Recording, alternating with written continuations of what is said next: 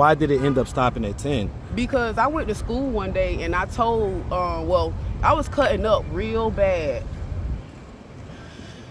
And my PE teacher asked me, she said, well, first she made me sit down against the wall for her timeout. And then she eventually came to me. I remember it like it was yesterday, man.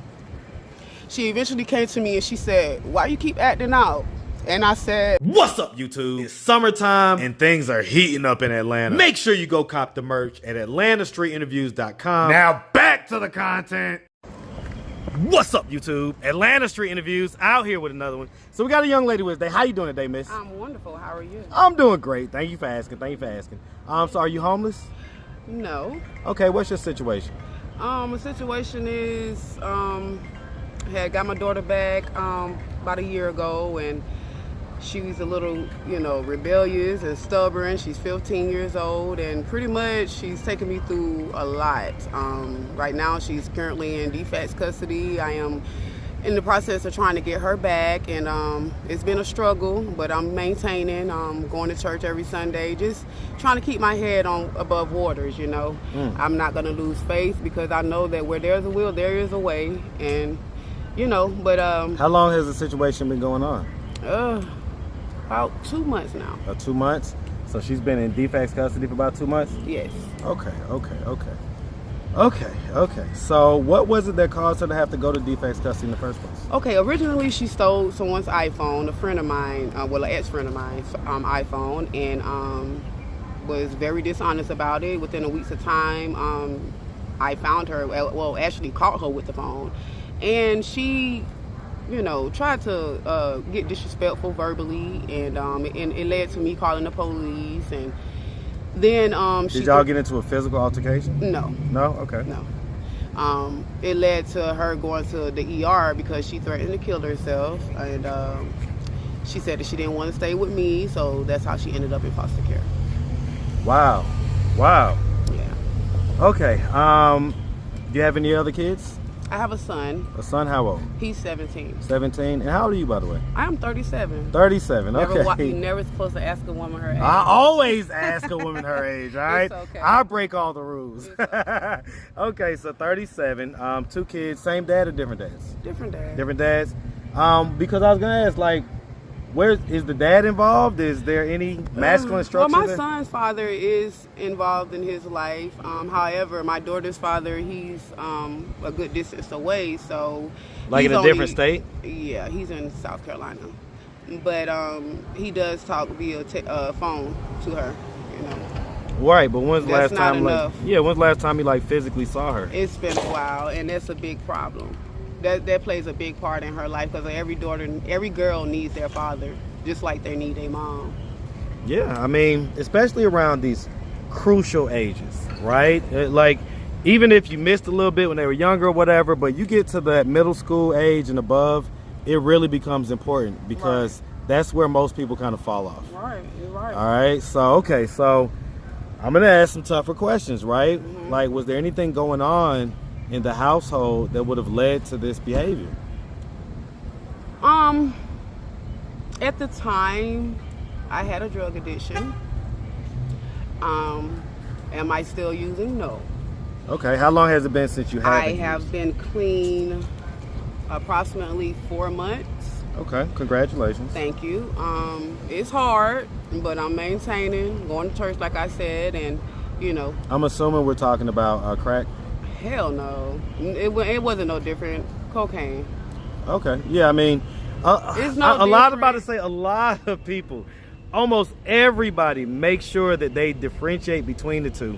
And I understand why, because they have two different results. It wouldn't be the other. So without one, it wouldn't be the other. But I do understand. They have two different results. Like a cokehead and a crackhead are two different looks. Yeah. They are. But a cokehead has the potential to look just like a crackhead depending on how bad they are on that shit. Yeah, I agree. So for real, how long had you been on it? I had been on it, oh my God, you sending chills up my spine. Oh, just talking about that craziness.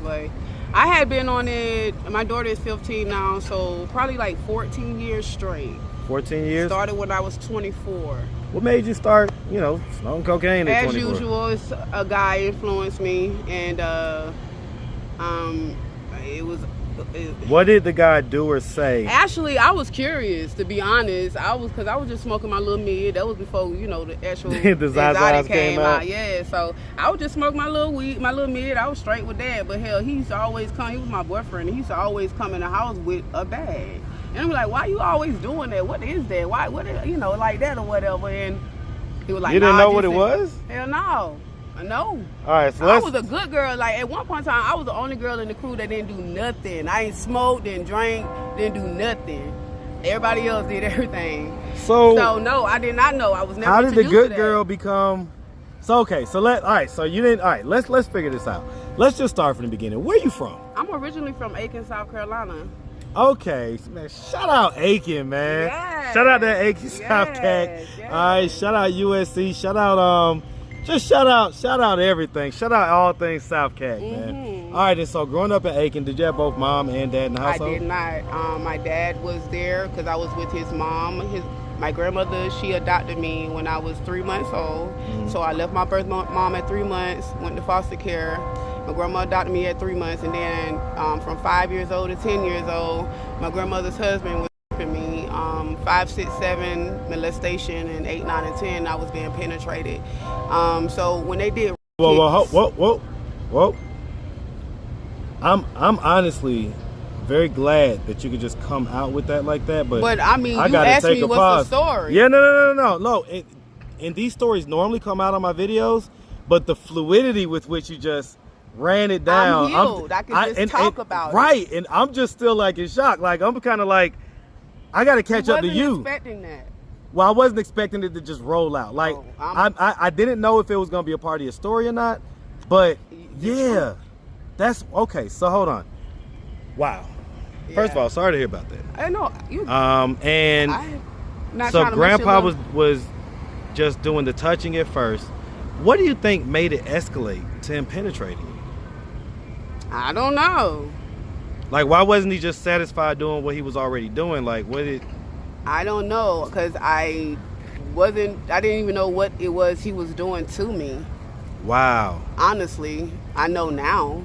So even at like 8, 9, 10, you didn't have the perspective to like really understand what was going on. It was, molestation and going on back then and I was born in 87. It was that going on back then, but it wasn't like the kids wasn't up to knowledge about sex. Yeah, and all that. That stuff wasn't out in the zeitgeist. You get what I'm saying? So no, I didn't know. When I explained it to my PE coach what was happening, I said he put his thing in me. That's exactly how I said it. So I didn't know. I knew that much, but that was it. So okay, so I was about to ask why did it end up stopping at 10? Because I went to school one day and I told, I was cutting up real bad,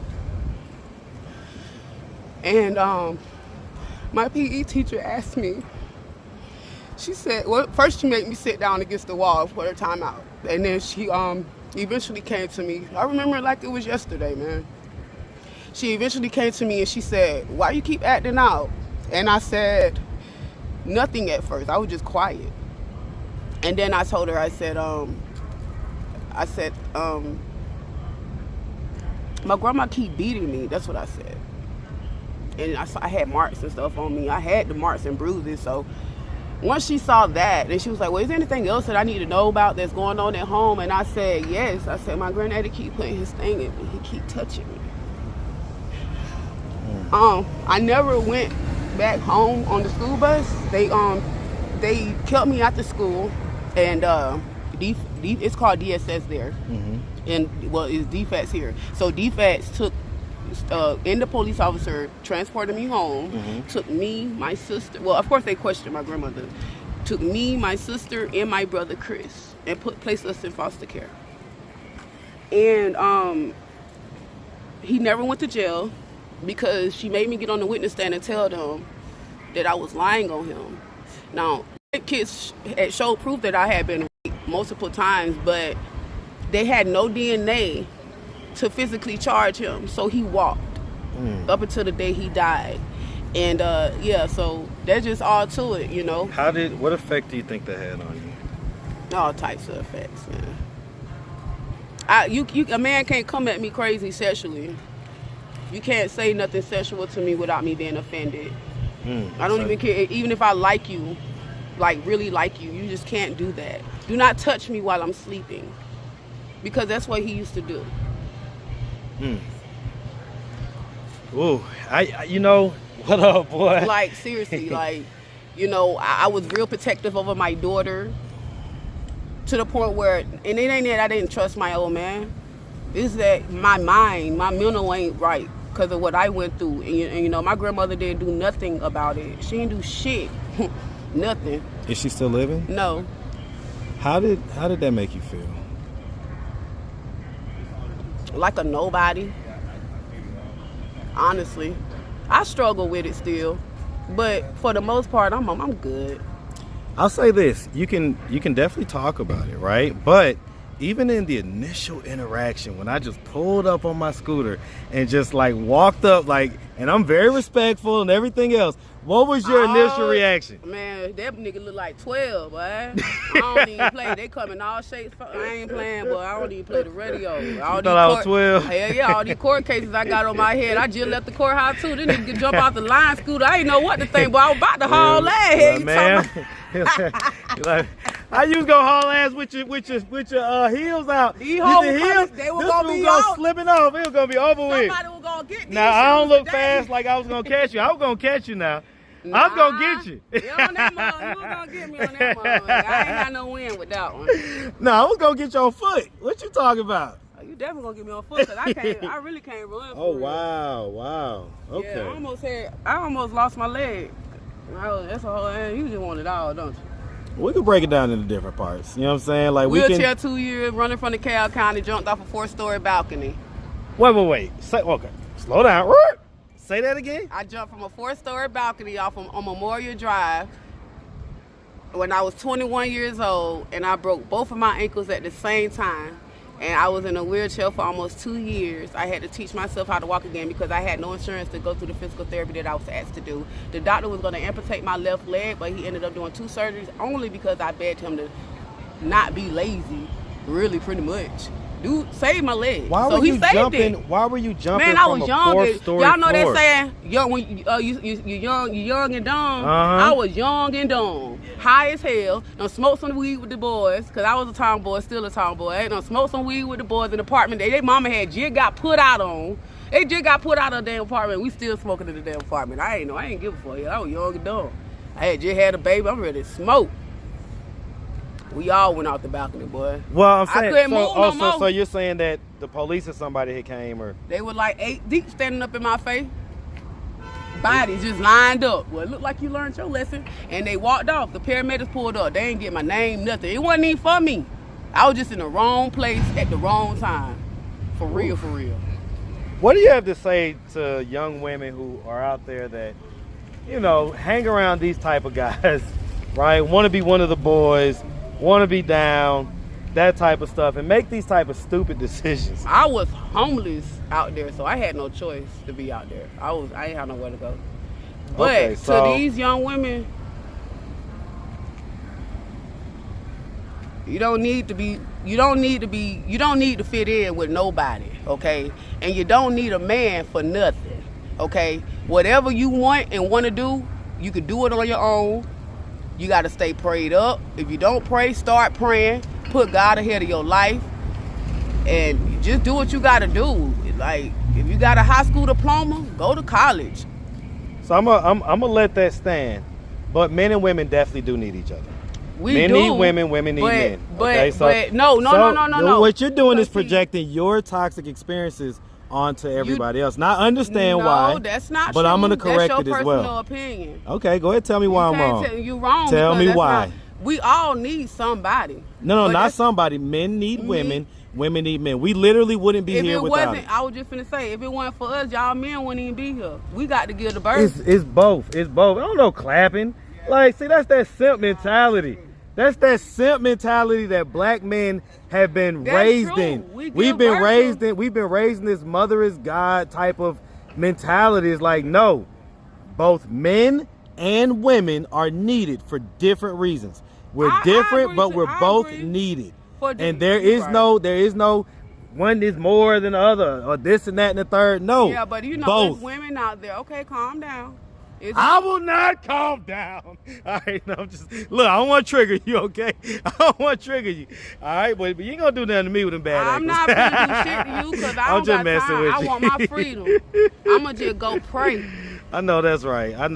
So let's talk about that. So because okay, so you found yourself homeless at 21.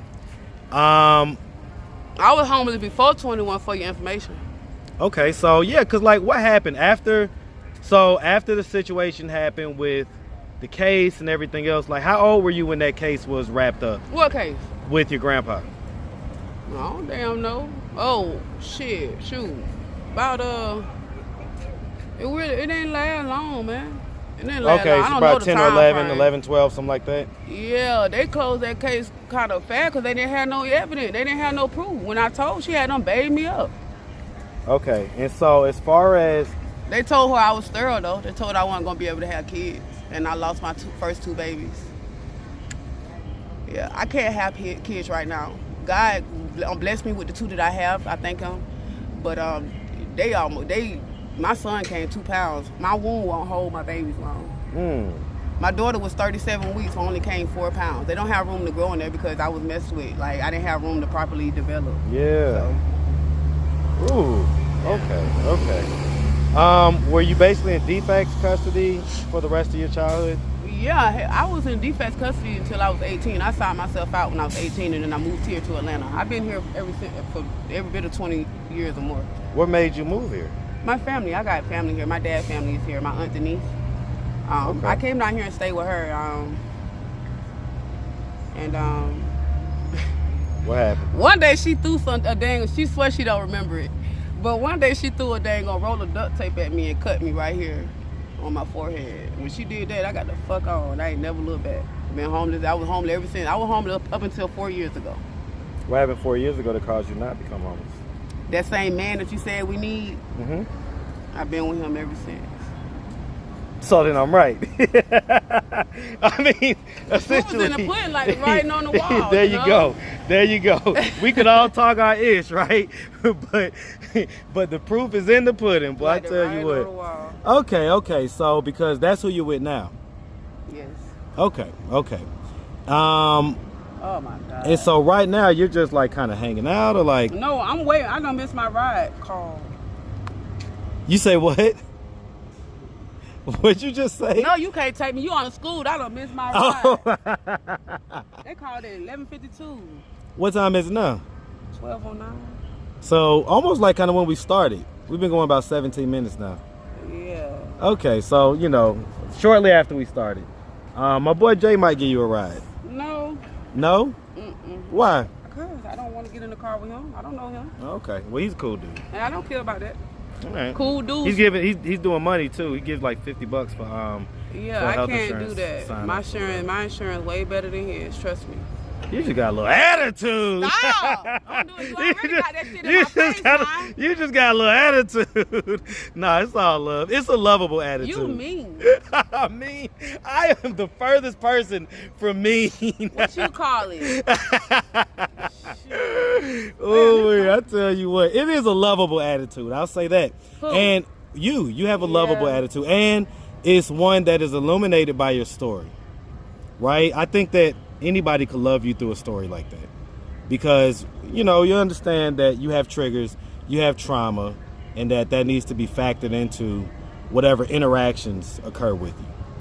So I get it, and it doesn't mean that there's not a responsibility on your part to go seek therapy and stuff like that when you get a chance to, with that good insurance that you have. Yeah, I got really okay, well, take your butt to go sit on somebody's couch and go, get all of it out, process it so that you don't, have to be triggered by like if your dude touches you the wrong way and stuff like that, Yeah, I ain't can't nobody trigger me. I'm a child of God. Lord Jesus, you just told us all the ways that you were triggered. Yeah, okay. but that don't mean that I can be triggered as an adult. You just said that if someone don't touch you in your sleep, don't yeah, do this, you. don't do that. Well, yeah, you can't. Yeah, you right. I know what I said. Okay, I'm not saying I didn't say that. You like the little sister I never had. Well, I tell you. All right, well, you listen. like the big brother that I do have. That you do. I'm like the big brother. My brother is like what, 46? 46. I'm 42, so close enough. I know I got this great beard. You don't look that old. Well, I appreciate it. Well, listen, on that note, if anybody out there wanted to reach out, help, or donate, do you have a way for them to do that? Do you have social media, Cash App, anything like that? Yeah. What you got? I got everything. Shout it out. I have a Zelle. Shout out your Cash App. Cash out $ most loyal 223, and it's gonna say Diamonds Touch. Okay, most loyal 223. And what about Facebook, IG? It would say Diamond Carter. Diamond Carter. All right. Like I say, and Diamond spelled the regular way. Okay. Like I say, we really appreciate you. Definitely wish you nothing but the best. All right. Make sure you have a good one, sweetie. Thank you. All right.